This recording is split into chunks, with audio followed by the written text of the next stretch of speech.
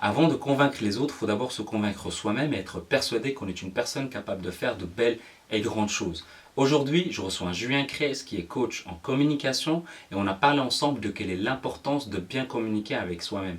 Comment, quand on n'a pas confiance en soi, on peut faire comprendre à son cerveau le message qu'il a besoin d'entendre pour être bien. Comment, juste avec la puissance des mots, on peut faire en sorte de sortir d'une phase difficile. On a également parlé de comment être détendu et s'écouter soi-même grâce à la méditation et comment sortir d'une phase difficile avec la méthode Ikigai. Je vous laisse écouter tout ça. Bonjour Julien. Bonjour Mehdi. Ravi que tu sois le premier à être interviewé dans cette émission, donc l'art de convaincre. J'en suis très heureux et puis j'en suis très honoré. Ah bah, ça fait plaisir. Tout à fait. Donc, est-ce que tu peux te présenter pour les personnes qui ne savent pas qui tu es? Oui. Donc, qu'est-ce que tu dis aux gens que tu croises? Alors je m'appelle Julien Kress. Mhm. Je suis coach en communication, formateur spécialisé dans la communication également, et puis consultant en tout ce qui est communication pour les personnes qui voudraient avancer dans leur vie, bouger, changer d'attitude et aller un peu plus loin dans la compréhension et dans la conscientisation des choses. D'accord. Et qu'est-ce que tu veux dire par aller en avant grâce à la communication? Donc, quel est le rôle de la communication dans tout ça? Alors, dans la communication, pour moi, il y a deux facteurs importants, c'est la communication envers soi et la communication envers les autres. Mhm. Et dans les différents coachings que j'ai déjà fait, que j'ai déjà menés, j'ai vu que très souvent, on avait beaucoup de difficultés à communiquer de manière bienveillante et positive Mhm. envers soi-même. D'accord. Et tout l'art de ce que j'ai découvert et de ce que j'ai envie de vous partager aujourd'hui, c'est comment être beaucoup plus en mesure de communiquer avec soi-même dans un premier temps, puis dans un deuxième temps avec les autres, évidemment. Alors, pour commencer, comment communiquer bien avec soi-même? Quelles sont les étapes? Est-ce qu'il y a des étapes? Est-ce qu'il y a un cheminement? Donc, comment on peut bien communiquer avec soi-même? Alors, communiquer avec soi-même peut paraître pour certaines personnes un peu Bizarre. bizarre, on va Ouais, dire, on peut c'est dire le comme cas de ça. dire. Et pourtant, je pense que toute personne qui va nous écouter aujourd'hui s'est déjà dit un jour « Mais qu'est-ce que je suis bête, mais quel idiote je suis, quel idiot je suis, pourquoi je réagis bêtement comme ça ?» et de se dire simplement des mots qui sont des fois malveillants ou négatifs, Mhm. tout simplement.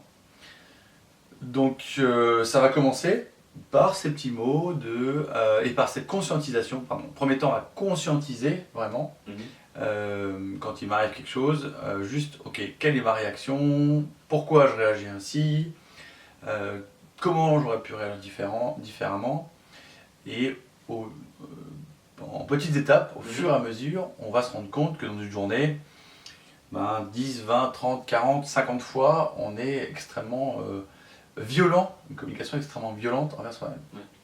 Donc en conscientisant ces moments au fil de l'eau, au fil de la journée, on peut déjà se rendre compte de la violence de la chose. Okay. Et là, l'idée, c'est, une fois qu'on a conscientisé, c'est ne pas s'en vouloir, mais je conscientise. Oula, ah oui, j'ai dit une chose, qu'est-ce que j'aurais pu dire différemment? Pourquoi j'ai réagi ainsi? Et donc de trouver déjà des étapes individuellement, simplement, pour, lorsque ça m'arrive une prochaine fois, qu'est-ce que je vais me dire, qu'est-ce que je vais faire? Ok. Donc la première étape, c'est d'abord se rendre compte qu'on est malveillant envers soi-même. Donc le fait de le savoir, c'est déjà une première étape pour pouvoir changer. Jusque-là, c'est bon? Tout à fait, Ok. ouais, tout à fait. La conscientisation. La conscientisation. Voilà. La deuxième étape, au moment où on va mal agir envers soi-même, se dire ok, il faut que je reprenne conscience et changer le vocabulaire que j'utilise pour pouvoir m'améliorer. Donc Tout à fait, c'est ça. Okay. Au lieu de dire ah mais quel idiot j'ai été de répondre ça ou de faire ça ou de dire ça à cette personne, simplement se dire bon, alors si ma réaction était de ce fait-là à cet instant-là, c'est qu'il doit y avoir une raison. Bon, soit on cherche la raison, soit déjà on la constate. Qu'est-ce que je peux faire pour changer les choses et qu'est-ce que je peux faire la prochaine fois quand la même situation se reproduit. D'accord. Donc c'est un peu comme un projet, donc regarder les erreurs qu'on a faites, les améliorer et faire en sorte de ne pas vraiment les refaire. Donc c'est vraiment au quotidien, des exercices au quotidien. Donc ça commence d'abord donc parler envers soi-même, enfin parler à soi-même avec des mots bienveillants, peut-être devant un miroir. Donc est-ce que ça va aider ou pas? Est-ce que ça peut être banal? Parce qu'il y a des gens qui vont se dire mais non, je ne vais pas parler devant un miroir, mais est-ce que c'est utile de faire ça pour justement augmenter sa confiance en soi? Parce que je pense que ça joue énormément au niveau de la confiance en soi, de pouvoir mieux communiquer avec soi-même. Tout à fait. Mm. Déjà, est-ce que je sais me regarder dans une glace et me dire cette chose toute simple, je m'aime, Ouais. ou me regarder, me trouver agréable, ou me trouver souriant, chercher les bonnes choses dans mon visuel, ce qui va me permettre d'avoir une belle image de moi. Mhm. Et effectivement, dans un deuxième temps, mettre ces petits mots, ces petites touches dans la journée, dans mon quotidien. Se réveiller le matin et se dire ah, une belle journée qui m'attend, Mhm. c'est quand même tout à fait différent de dire oh là, je suis encore crevé aujourd'hui, je vais devoir Ouais. retourner au travail. Ça n'a rien à voir. Ça n'a rien à voir. Ouais. Mais ça commence souvent comme ça. Ouais. Beaucoup de personnes se réveillent le matin, avec le réveil, oh, encore une journée terrible qui m'attend. Mhm. Enfin voilà, on est déjà sur juste la première phrase, la première pensée, elle peut être positive ou négative. Donc c'est Autant vraiment l'avoir un élément positive. déclencheur, quoi. C'est un peu l'effet cumulé de ça commence négativement, bah alors pourquoi changer si la journée était mauvaise, bah d'office ça va être mauvais. Donc C'est ça. il faut éviter donc dès le réveil, enfin de rester toujours bienveillant envers soi-même. Il n'y a pas vraiment de négligence, ça reste une certaine régularité, une certaine discipline face à soi-même. J'imagine que Tout à fait. il faut pas se dire ouais ok dimanche je peux me permettre tout ce que je veux, comme un peu le régime. Il y a des gens qui se disent ok je vais manger sainement pendant 6 jours, mais le 7e je vais me permettre un peu un petit décalage à côté. L'autre question que je voulais te poser, donc pour quelqu'un qui n'a pas réellement confiance en lui, Oui. quels sont, donc j'imagine que c'est un peu les cas que tu côtoies, c'est quoi les cas on va dire typiques que tu peux rencontrer dans ton coaching pour pouvoir justement mieux les améliorer? Il arrive souvent, quand on fait appel à un coach ou qu'on a réellement envie de changer quelque chose en soi, Mhm. qu'on soit dans une étape où on sente qu'on n'est pas assez confiant en soi. Mhm. Alors, c'est pas toujours aussi évident que ça, Mhm. mais très souvent on dit voilà, je suis là dans un état actuel, Mhm. c'est ce qu'on fait en coaching, et je voudrais être là dans l'état désiré. D'accord. Bon, généralement, une personne vient et dit voilà, je voudrais atteindre cet objectif. Première étape, c'est où j'en suis, où je veux aller. Mhm. Le chemin entre les deux sera le trajet du coaching, sera la mission du coaché, Mhm. sera accompagné par le coach. Dans de nombreux cas, on va dire 90% des situations, Mhm. c'est surtout une histoire de manque de confiance. D'accord. Je ne me sens pas capable d'aller là aujourd'hui, pour une raison XY, Mhm. et on va voir comment on va arriver à ce moment-là. Et une fois que j'y serai arrivé, j'aurai pris en confiance, j'aurai gagné en confiance en moi. Donc on ne va pas pouvoir forcément évaluer cette confiance, Mhm. mais en tout cas on va pouvoir évaluer je suis à un point A, je vais aller à un point B. Quand je serai au point B, il est évident que je serai plus confiant en moi, j'aurai plus de confiance en moi que lorsque j'étais au point A. D'accord. Donc c'est, on va dire, une situation, comment on appelle ça, un état des lieux, si on peut dire ça comme ça, de la Ouais, personne tout à fait. du départ. Est-ce qu'il y a un temps prédéfini ou bien ça dépend toujours de l'objectif que la personne se décide d'atteindre, donc le point B? Est-ce que ça prend toujours 2 mois ou bien ça dépend de la personne, ça dépend du gouffre dans lequel elle se trouve en ce moment? Est-ce qu'il y a une règle où si on dépasse 2 mois, on se dit bah c'est bon, ça fait 2 mois que je travaille sur moi-même, j'abandonne, j'en ai marre, ça ne me réussit pas, ou bien ça peut prendre plusieurs mois, plusieurs années. Et donc ma question, est-ce que tu notes une durée idéale pour un changement, ou bien il y a une moyenne là-dessus? Un changement, quand on va voir un coach pour faire un coaching, Mhm. il y a une variable qui est indispensable, une volonté qui est indispensable, c'est la volonté de changer. Ok, c'est la première étape. C'est-à-dire que j'ai vraiment envie de changer ce point-là dans ma vie. Ok. Cette étape-là, il peut mettre un jour, une heure, un jour, 1 an, 10 ans, une vie entière. Mhm. Là, c'est pas moi qui suis maître de ça, mais il y a un bon indicateur, et généralement il y a quelque chose qui fait vraiment bouger les gens, c'est quand ils sont arrivés à un stade où ils n'en peuvent plus. Je n'en peux plus de ces situations. Ouais, j'en ai marre. Je n'en peux plus de ce boulot, je n'en peux plus de vivre dans cette ville, je n'en peux plus, j'arrive au bout, j'ai saturation. Lorsqu'il y a saturation, en fait, ça va donner au corps et à la personne une vraie énergie Mhm. pour bouger. C'est-à-dire que tant que les choses se dégradent naturellement, on peut encore attendre, on peut encore Ça attendre. devrait aller quoi. Si j'en suis à un stade où j'en peux vraiment plus, là je vais changer. Il y a un super parallèle à faire avec des grenouilles, qui est assez rigolo. Donc je prends 2 marmites. Ok. Une marmite où je fais bouillir de l'eau à 90 degrés. Ouais. Une marmite où je mets de l'eau froide et que je la mets sur une plaque que je vais faire chauffer tranquillement. Mhm. Je prends 2 grenouilles, je les mets dans chacune de ces casseroles. La première dans l'eau bouillante va sortir directement. Mhm. La deuxième va sortir petit à petit. L'eau va monter petit à petit Ah oui. et va mourir dans la casserole. Ah oui, c'est fou. Donc ça c'est vraiment un message assez simple. Oui. Et l'idée c'est ne laissez pas l'eau bouillir pour vous Jusqu'à tuer. la fin, ouais. Voilà. Et soyez vigilants, à 30 degrés, 40 degrés, là c'est fini, l'eau est trop chaude, ou je n'en peux plus dans cette vie, dans cette partie de vie, je dois réagir. Et à ce moment-là, conscientisez et mettez des choses en place, des actions en place pour changer. Allez voir un coach, trouvez des formations, allez vous renseigner, lisez des livres inspirants, trouvez votre chemin, mais en tout cas mettez quelque chose en place pour que ça change. Ok. Ouais, donc l'anecdote des 2 grenouilles, c'est quand même assez frappant. C'est vraiment l'autre personne, on va dire, si on prend 2 personnes, il y a celle qui va rester dans son confort. Elle ne sera pas trop malheureuse, mais ça ne sera pas heureuse non plus. Donc elle va y aller en douceur. Et puis l'autre où elle en a juste marre et elle veut vraiment faire un changement. Exactement. Est-ce que il y a enfin, j'ai remarqué en tout cas qu'on a toujours un déclic dans notre vie d'une certaine manière. Il y a plusieurs déclics dans le cours d'une vie. Est-ce que tu considères qu'il est trop tard pour changer quand une personne, peut-être elle a 50 ans, 40 ans, et on lui dit bah non, ça fait 40 ans que tu fais le même métier, ça fait 50 ans que tu fais la même chose, est-ce que ça peut être trop tard de changer? Donc ça c'est la question finale, parce qu'elle est assez longue. Alors, est-ce qu'il est trop tard pour changer? Dans le développement personnel, mais dans le parcours personnel que font les individus, s'il y a bien un message que beaucoup de monde apprend, découvre et partage, c'est que tout vient à point. Ouais.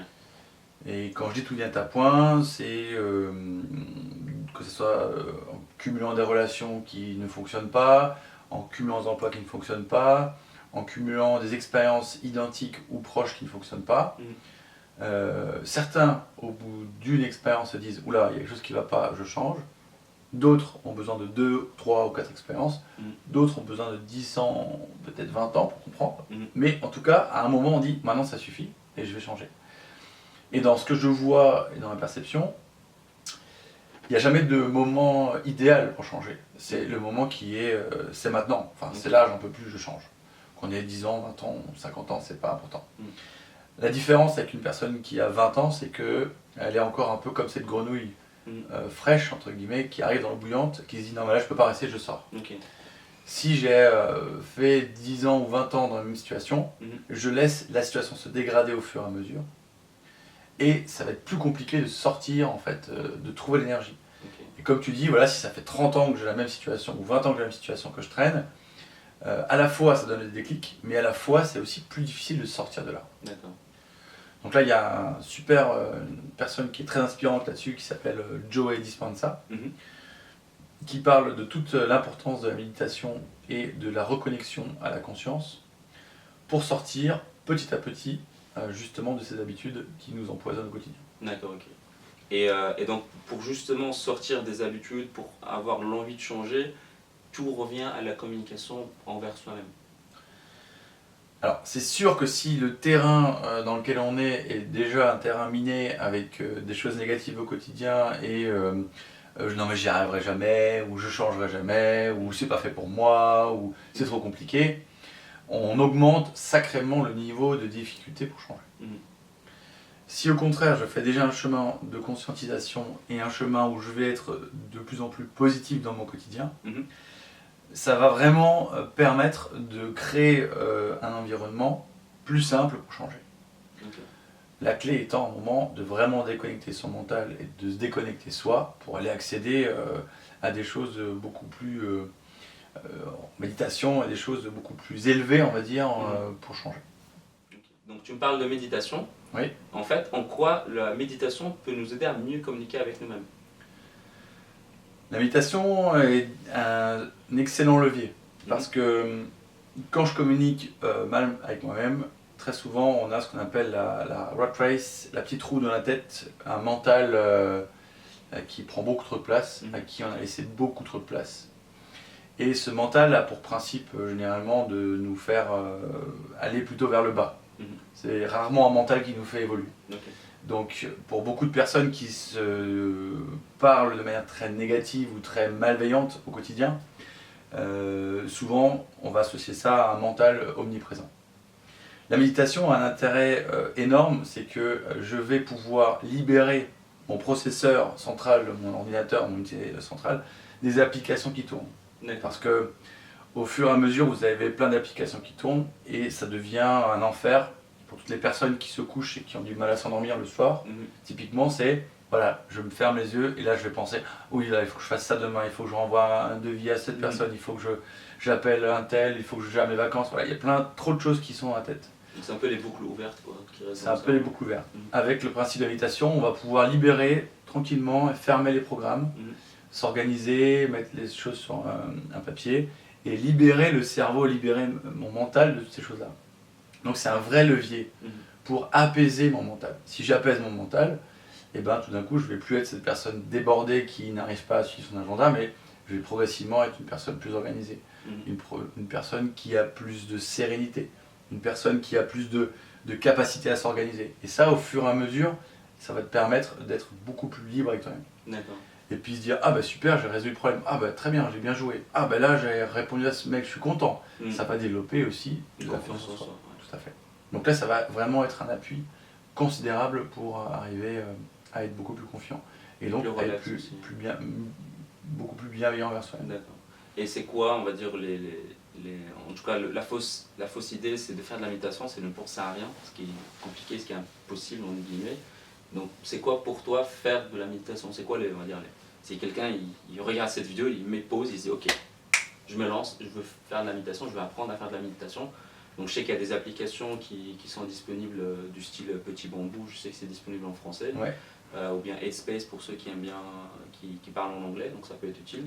Est-ce que tu as des conseils pour comment bien faire de la méditation?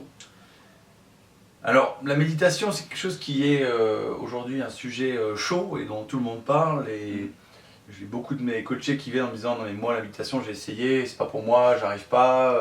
Enfin, toujours c'est un peu cet esprit, hein, donc ouais, ça marche pas, c'est pas possible. Voilà. Donc, première chose, la méditation, il faut désacraliser la chose. Tout le monde, je dis bien tout le monde est capable de faire la méditation. Il y a vraiment. Il n'y a pas d'exception. Aucune raison qui vous empêche de faire la méditation. Première chose. Deuxième chose, la méditation, comme vous l'avez sûrement en tête, est un exercice de méditation. C'est-à-dire que si vous faites 10 minutes de Petit Bambou, par exemple, avec une application, ou 10 minutes de méditation tous les jours, ce sont des exercices qui vous réapprennent, qui vous reconnectent avec ce qu'est la méditation.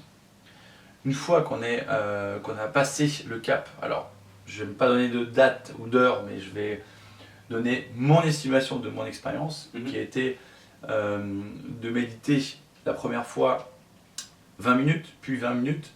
Et quand j'ai à peu près fait 2 semaines de méditation, de 20 minutes, ce qui n'est pas non plus énorme, je me suis connecté un soir en méditation et dans la seconde qui suivait, où je fermais les yeux, je méditais. D'accord. Moi, ça m'a mis environ, allez, on va dire 3-4 heures, peut-être un peu plus, mais dans l'esprit. Maintenant, quand je ferme mes yeux et que je médite 2 ou 3 fois par semaine, je ferme les yeux, je médite directement. Parce que mon mental est calmé et parce que je gère différemment mon temps et parce que je suis beaucoup plus confiant envers moi-même. Donc c'est une façon de faire pour se rappeler que après vous pouvez méditer à tout instant.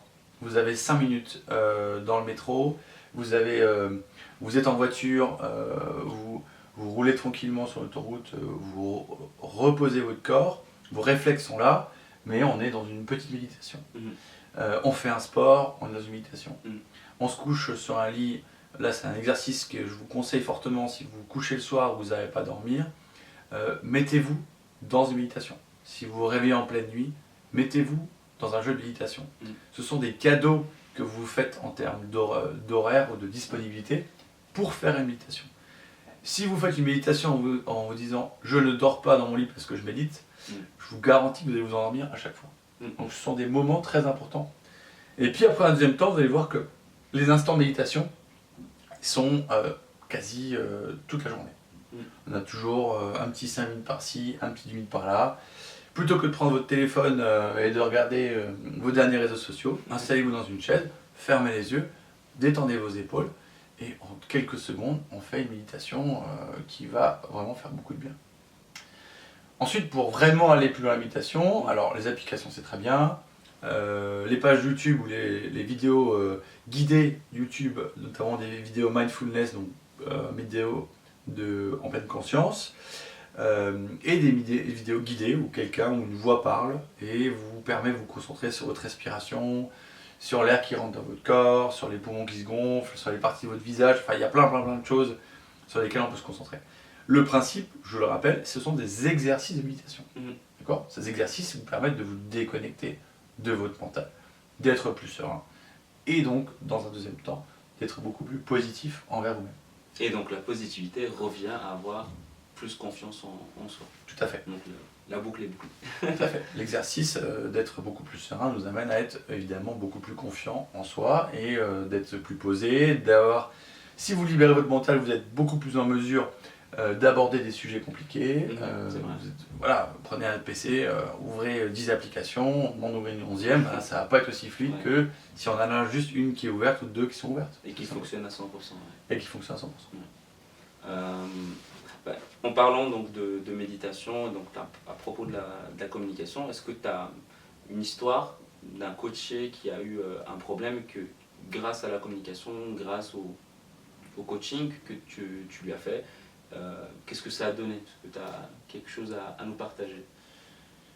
Alors il m'est arrivé plusieurs fois la même situation, donc c'était assez intéressant. Ce sont des coachés qui se sont fait licencier dans une société et qui sont arrivés, donc là en l'occurrence c'est un peu le point où je n'en peux plus, parce que je suis vraiment énervé et j'ai vraiment une colère en moi. Le fameux déclic. Voilà, un déclic en fait. Donc, première chose évidemment c'est d'amener un autre point de vue. Pourquoi est-ce que tu t'es fait licencier? Pourquoi tu es parti? Bah, la réaction des gens va être en fait, mais j'en pouvais plus de cette boîte, j'en pouvais plus de ce boss, j'en pouvais plus de mes collègues, ou alors quand je suis rentré dans cette société, il y avait du sens dans ce que je faisais. 5 ans plus tard, en fait, ça n'a plus de sens de travailler, de faire des choses qui aujourd'hui, avec l'évolution des consciences, n'a plus de sens, quoi. Faire des chiffres ou faire des statistiques pour une société polluante, par exemple, c'était un des exemples, n'avait plus de sens pour la personne. Donc cette extraction ou cette sortie de cette société arrivait au bon moment. Donc la difficulté au début, c'est que le coaché dit « Alors mais moi, j'en peux plus, qu'est-ce qui m'arrive, j'ai pas de chance, voilà ». Donc que ce soit au bon moment ou au mauvais moment, ça reste la même réaction, c'est le fait d'être viré, ça revient au même coaching derrière, que ce soit, par exemple, il se dit « Ok, ça représente pas vraiment mes valeurs ». J'avais envie de changer, mais j'avais pas l'occasion de les quitter, on va dire, à l'amiable. Ou quelqu'un de l'autre côté qui faisait quelque chose qu'il aimait bien, mais qui s'est quand même fait virer. Ça reste quand même quelque part le même coaching que tu vas m'expliquer après, ou c'est un peu différent? La première chose qui est souvent le premier élément important, c'est je prends conscience de ce qui se passe. C'est la première étape. Personne n'aime qu'on lui dise on te vire, on veut plus de toi. La première chose, c'est une douleur qu'on a. C'est compliqué à assumer pour son ego, j'imagine. Exactement. Il y a une tristesse, il y a une colère, il y a de la peur. Mais comment je vais faire? Je vais plus avoir de salaire. Enfin, que vont penser les autres de moi? Il y a toute une phase d'acceptation. Cette phase d'acceptation vient avec la conscientisation. Ok, mais en fait, c'est vrai que mes valeurs étaient plus en phase avec la société, ou j'avais plus de patience avec mon boss. Enfin, il y avait plein de choses qui on va conscientiser. Et une fois que j'accepte ça, arrive cette fameuse, un des outils pour arriver à cette fameuse acceptation, et le triangle de Cartman notamment. Donc le triangle de Cartman, pour ceux qui découvrent ce thème aujourd'hui, c'est en fait un triangle infernal ou un triangle vicieux, comme vous pouvez l'imaginer, où il y a 3 positions. Donc première position, c'est une victime. Deuxième position, c'est un bourreau. Et troisième position, ça va être on a la recherche d'un sauveur. Donc très souvent en coaching, on a une victime qui vient vous voir et qui dit C'est pas de Je faute, suis victime d'un bourreau ouais. qui est méchant. Alors ça peut être la société, ça peut être le monde entier, ça Mm. peut être un conjoint, ça peut être... voilà. C'est toujours la faute de quelqu'un d'autre. Quelque C'est part. toujours la faute de quelqu'un d'autre, Mm. dans son mindset, en tout Mhm. cas dans sa pensée, et qui vient chercher, et ça vous devez le vivre au quotidien, ou sûrement vécu avec vos collègues ou vos amis, un potentiel sauveur. D'accord. Aide-moi, sauve-moi, parce que le monde est méchant. Mhm. Donc ce triangle, il est très vicieux, et en fait, en cherchant un peu, vous allez voir que vous êtes quasiment, obligatoirement, au moins dans un des triangles, dans une des positions. Ou vous avez été au moins dans une des dans le triangle, dans une des positions. En gros, c'est pas grave, hein, vous inquiétez pas, hein, Ouais, tout va bien. faut pas leur faire peur. La seule chose qui est importante, c'est de conscientiser. Ouais, c'est Ok. plus important. Pourquoi j'en suis là? Pourquoi je fais ça? Pourquoi je suis dans cette situation-là? Bon, on fera peut-être une vidéo plus poussée là-dessus une autre fois, mais Ouais, parce que c'est l'idée très, c'est très déjà intéressant, que ouais. découvrir qu'il y a un autre triangle qui existe, donc qui est un triangle beaucoup plus vertueux, Mm. qui consiste en trois choses, c'est puissance, pouvoir, permission. Et c'est ce triangle-là, en lui donnant les 3 P à cette personne, en accompagnant cette personne, où vous allez pouvoir lui permettre de conscientiser, de reprendre son pouvoir grâce à des permissions pour exprimer sa puissance. Puisque c'est ça l'outil que j'utilise le plus souvent, donc quand une personne arrive en mode voilà, mon monde a changé, je suis dans une situation désagréable, Mm. c'est d'aller travailler, d'aller redécouvrir qu'est-ce qui est important pour cette personne, qu'est-ce qui peut rendre cette personne de nouveau heureuse, parce que c'est souvent ce qui se passe, et par quelle solution ou par quel moyen je vais mettre en place pour y arriver. Et donc là vient se poser cette deuxième question qui est oui, mais quel est le sens de ma vie, pourquoi j'en suis là, Ouais, où est-ce que je veux aller, voilà. Et donc là il y a un autre outil qu'on utilise que tu connais déjà parce qu'on a déjà parlé aussi, l'outil que j'aime bien, il s'appelle l'ikigai. Donc l'ikigai qui vient en fait d'une île au Japon, Okinawa, où il y a le plus de personnes centenaires par rapport à la population globale en pourcentage. Et cette île, en fait, ces personnes qui habitent cette île ont un point commun qui est la recherche de leur ikigai. Mm. Donc l'ikigai, c'est vraiment Pour ceux qui savent pas. 4 donc, piliers. Voilà. On va chercher 4 piliers. Ce que j'aime faire, ce pourquoi je suis bon ou doué, ce pourquoi je peux être payé, et ce dont le monde a besoin. En trouvant ces 4 piliers, en fait, ces 4 choses, en répondant à ces 4 grandes questions, je vais me rapprocher vers l'objectif, peut-être potentiellement, de ce dont je suis là dans cette vie. Qu'est-ce que je peux faire dans cette vie? Qu'est-ce que je peux aller atteindre comme je dis dans cette vie? Une fois que j'en arrive là, forcément, je serai beaucoup plus heureux, je serai beaucoup plus confiant, je serai beaucoup plus positif avec moi-même. Il y aura plus ce fameux réveil, ah là là, je me réveille encore pour faire un truc qui n'a pas de sens. Qui revient au début de la discussion, justement. Exactement. Mm. J'aurai une sécurité financière qui va venir naturellement sans devoir cravacher pour avoir de l'argent. Et puis surtout, je vais faire avancer les choses. Mm. Là, je serai beaucoup plus positif. Et donc là, je serai dans un vrai cercle vertueux. D'accord. Et donc là, on boucle encore une fois la boucle sur la confiance en soi, la communication envers soi-même, la communication avec les autres, parce que le fait d'aider les autres à atteindre, grâce à ce qu'on fait, faire quelque chose qui nous passionne et que ça rend notre entourage également heureux, ça peut jouer énormément au niveau de la confiance en soi, j'imagine. Tout à fait. Donc ça, c'est très intéressant. Cette confiance, juste pour finir là-dessus, cette confiance en soi va te permettre de devenir une personne inspirante. Oui, d'accord, qui revient un peu le puisque slogan du club. tu vas être exactement là où tu as envie d'être, Oui. puisque tu seras serein financièrement, tu vas vraiment faire quelque chose dont tu es passionné.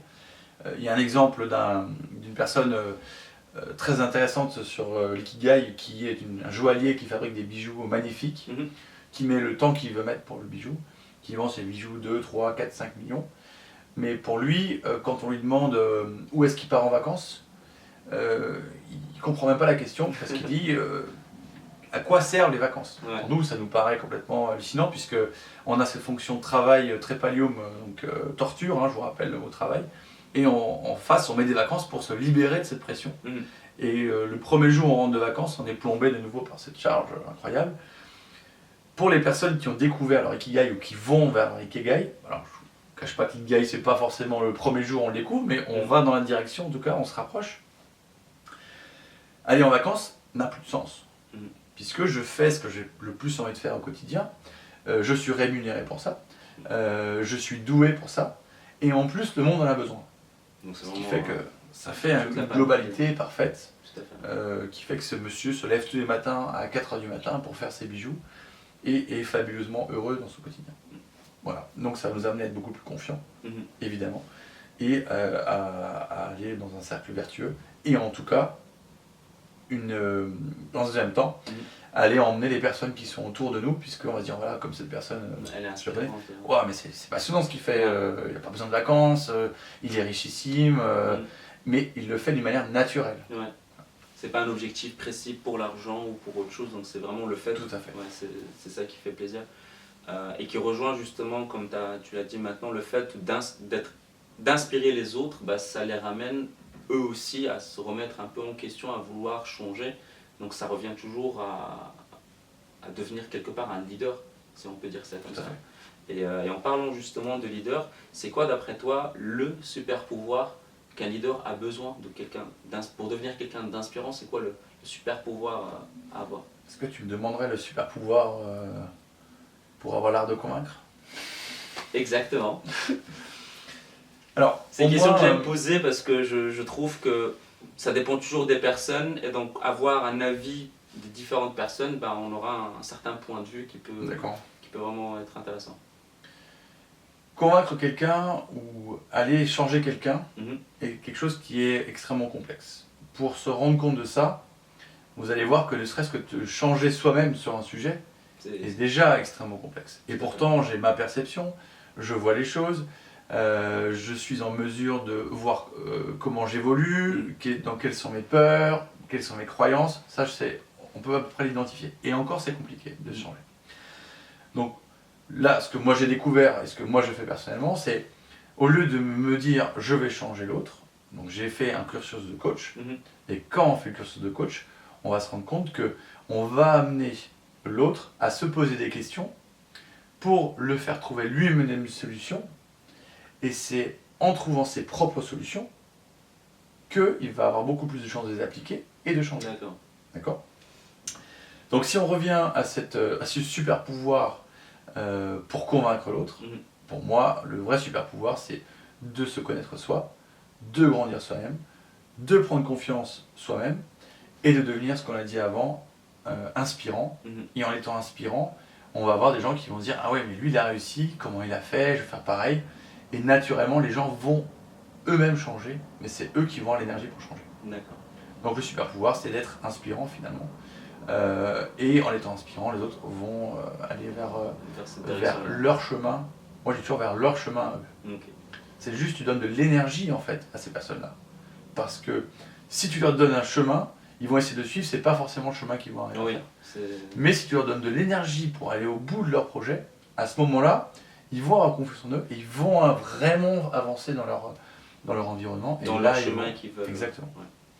Ce que je vous souhaite à tous, bien sûr, qui nous regardez ou qui nous écoutez. Ouais, c'est vrai, tout à fait. Pareil pour moi, je vous souhaite la même chose. Très important. Ouais, c'est vrai, faut pas l'oublier, c'est de donner du partage. Donc on revient au tout premier sujet qu'on a abordé, donc de la communication avec soi-même et avec les autres. Donc c'est le but. Et pour finir cette interview, j'aimerais savoir si tu as un proverbe qui te vient très souvent à l'esprit par rapport avec la communication ou pas du tout. Alors, je te conseille fortement déjà d'écouter ou de lire le livre de Lao Tzu. D'accord. C'était la question d'après, justement, un livre à conseiller. La voie du Tao. Parfait. Et Lao Tzu dit, le but n'est pas simplement le but, mais l'objectif qui y conduit. D'accord. Et c'est pour moi une phrase vraiment passionnante parce que souvent les gens se fixent un but et pensent que vraiment, une fois que j'aurai atteint ce but, ma vie aura changé. Alors que dans ce que je vois, dans ce que je fais moi-même et dans ce que beaucoup de personnes m'ont déjà partagé, c'est le chemin qui conduit à cet objectif. Qui est plus important. Qui est vraiment le but. Puisque ce chemin me fait grandir, m'oblige à prendre conscience de plein de choses, m'oblige à prendre conscience de moi. Dans ce livre de Tao, le livre La voie du Tao, que je te conseille de lire aussi, qui est très décalé par rapport à ce qu'on peut Ah, je comprendre et je voir, connaissais pas, donc c'est vraiment très... mais qui va vraiment recentrer plein de choses pour beaucoup de personnes. D'accord, revenir à la base quelque part un peu. Exactement. Ok. Donc la prochaine question, tu as déjà répondu, donc un livre à conseiller, donc la loi de la voie du La Tao. voie du Tao de Lao Tzu. Parfait, Alors je vous préviens tout de suite, c'est un livre c'est du costaud. qui est costaud, qui est loin, que je Perché? vous conseille en audio. D'accord, Alors perché, j'aime pas trop le terme, mais en tout cas qui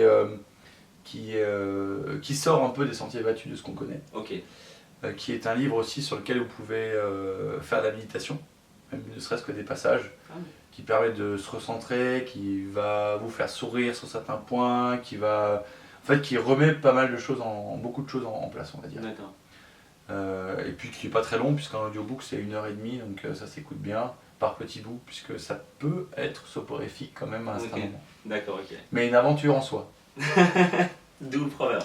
d'où le proverbe. De le proverbe.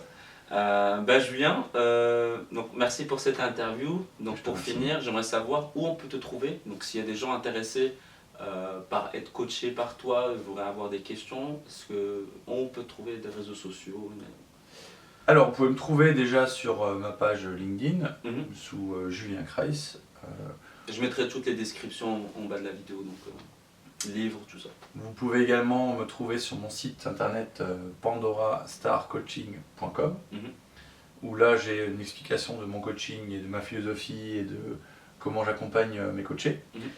Et sur Facebook aussi, avec ma page Juk Coach, D'accord. donc JUK Coach, que j'ai sur Facebook. Vous pouvez également me trouver sur mon site avec des modules de formation que je propose sur la communication, sur le site com-unique-formation.fr, où il y a des modules et vous aurez toute l'information à propos de cette communication positive. Parfait.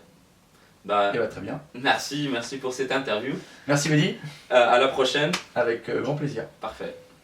Et puis longue vie à Art de Convaincre, et puis j'espère vous avoir donné plein d'énergie pour aller Merci. dépasser et pour devenir une personne influente. Dites-nous ce que vous en pensez en commentaire. Moi, je te dis bonne continuation en tout cas et bonne aventure, bon voyage dans l'aventure actuelle, donc sur la communication, coaching merci et communication. Parfait. Au revoir. Ciao, ciao.